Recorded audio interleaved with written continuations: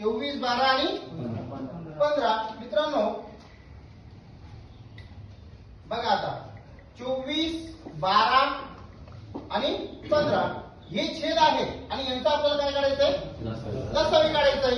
मग आता परत 8 ने भाग 4 ने भाग जाईल का 8 ने जाईल का 3 ने जाईल 3 8 3 चौक 3 5 15 परत 8 आणि 4 ला 4 ने मोठ्या संख्येत द्यायचं 4 ने 8 4 1 4 5 1 5 असेल 5 कारण 2 ने दिला तर 1 स्टेप वाढत जाते। मग आता परत मित्रांनो 2 1 आणि 5 ला भाग जातोय का नाही जाते आणि आपण काढतोय काय आता लसावी काढतोय। मग डाव्या साईडला ज्या संख्या आली त्यांचा गुणाकार करा 3 चौक 12 आणि सगळे शेवटच्या लाईन म्हणजे उरले बाजूने 24 गुणिले 5 5 चौक 20 5 2 10 10 2 12 मित्रांनो उत्तर आलं 120। मग आता छेदांचा काय काढला आपण लसावी काढला। मग जर छेदांचा लसावी काढला तो तुम्हाला छेदस्थानीच द्यावा लागेल। मग 3 मसावी आणि 120 लसावी। परंतु आता इथं भाग जातोय काय होतोय भाग जातोय म्हणजे संक्षिप्त होतोय।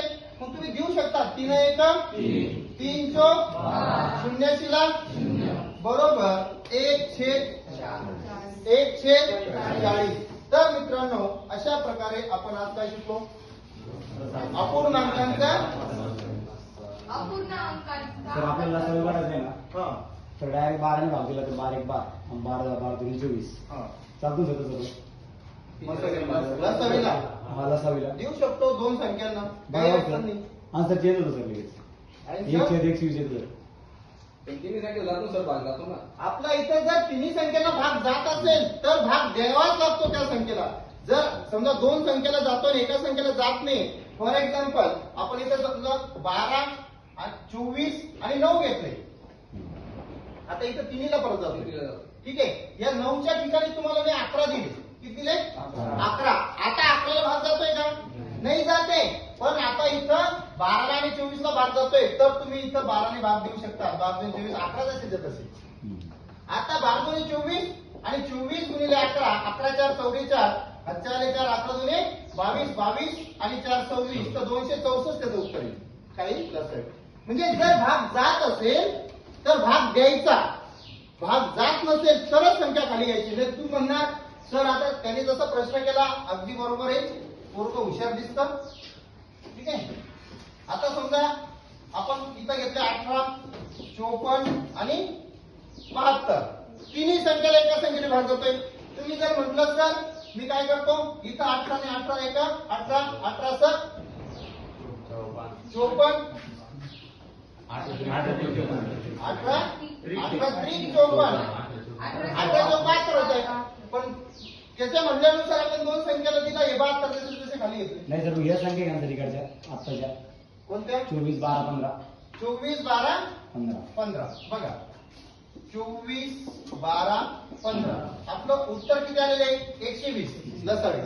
आता त्याने सांगितलं सर बाजूने 24 12 1 आणि हे 15 जसेच्या आता भाग जातोय का नाही जाते। कमीत कमी दोन संख्याला पण जातोय का नाही जाते। मग बाजूने 24 आता 24 गुणिले 15 होत आहे 15 चौक 60 15 दुने 30 30 आणि उत्तर किती येतं इथं 360। म्हणजे तुम्ही हे चुकले कारण तुम्ही ते लेखा घेतल्या तुमच्या मनाने चालवलं जसं सूत्रानुसार आहे जसं नियम आहेत ते काही निबंध लेखन आहे का गणित विषय म्हणजे निबंध लेखन आहे का। समजा जर तुम्ही तुमच्या माझी आवडती शाळा निबंध लिहिता लिहिता शेवटी त्याच्यामध्ये ते पण लिहू शकतात ती पण मला आवडत होती तेवढी लाईन मास्तर वाचणार पण नाही पण गणितामध्ये साधा पॉइंट जरी उठला तरी तुम्ही खपतात एका मार्काला हुकतात तुम्ही ठीक आहे। तर आज काय शिकलो आपण लसावी मसावी म्हणजे कोणत्या संख्येचा शिकलो सुरुवातीला साध्या संख्यांचा त्याच्यानंतर अपूर्णांकांचा काय शिकलो फक्त अपूर्णांकांचा मसावी फक्त मसावी शिकलो लसावी शिकलेलो नाहीये। तर मित्रांनो जर आता आपल्याला अपूर्णांकांचा लसावी घ्यायचा त्याचं सूत्र तुम्हाला लिहून देतो सूत्रामध्ये पण काही जास्त फरक नाहीये फक्त नवोदय स्टेजवर घेणे याचा आहे तो अंशस्थानी घेणे बघा अपूर्ण पूर्णांकांचा लसावी बरोबर. आता इथं काय करायचं फक्त अंशांचा, जसा मसावी काढताना मसावी वरती घेतला होता, आता इथं लसावी वरती घ्यायचा आहे. आणि छेदांचा काय